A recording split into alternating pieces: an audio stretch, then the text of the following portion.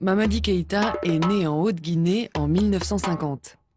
Dès sa naissance, l'enfant ne cesse de jouer sur les casseroles de sa maman. La famille consulte alors le féticheur du village qui prédit pour l'enfant un avenir rayonnant.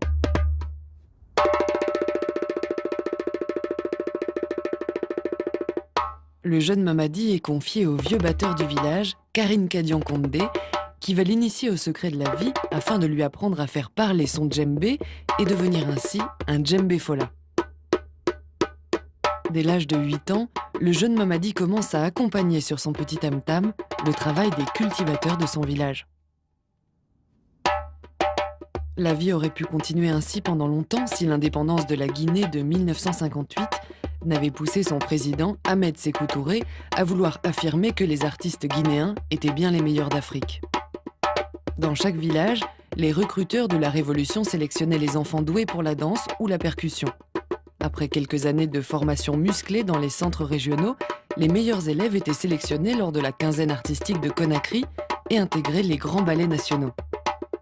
Véritable phénomène du djembé, Mamadi intégrera dès l'âge de 15 ans le ballet national Djoliba, où il restera pendant 22 ans, devenant tour à tour batteur soliste, puis directeur artistique. Les ballets effectueront de nombreuses tournées à travers le monde, gagneront de nombreuses médailles d'or, et Mamadi sera élu au Festival d'Alger, meilleur batteur africain.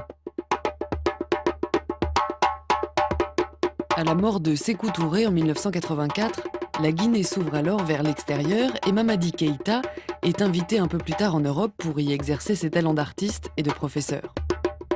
En 1991, c'est le film Djembé Fola qui suit son retour à Balandougou, son village natal, après 26 années d'absence. Le succès du film viendra à point nommé pour assurer la notoriété internationale de Mamadi Keïta. Aujourd'hui, Mamadi a pu créer son école Tam Tam Mandingue, première école internationale de djembé. Ok, on reprend. On essaie, attention. 1, 2, 3, 4.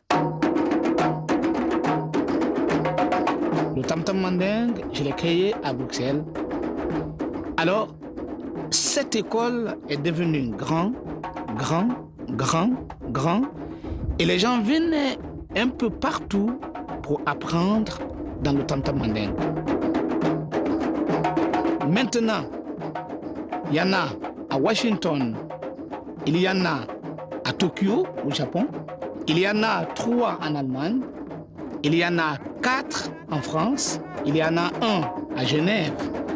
En Californie, il doit y avoir 4 aussi, qui font le même programme que Tam Tam Mandingue. Donc, ça circule dans le monde.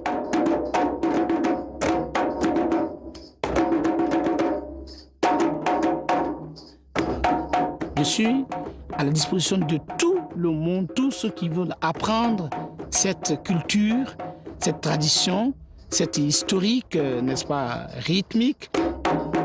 Yes! J'ai toujours l'énergie de donner et aussi de recevoir.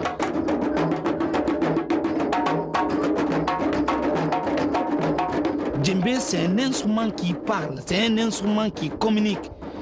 Il a toujours réuni les gens autour de lui, le djembé. C'est des gens qui viennent d'un autre village à l'autre, et c'est des gens qui viennent d'un autre pays à l'autre, et des continents, et d'autres continents. Donc le djembé, comme on a dit, le tambour, c'est le téléphone, et c'est le plus rapide, et dans le joie. Et en plus, c'est le téléphone où on n'a pas de facture.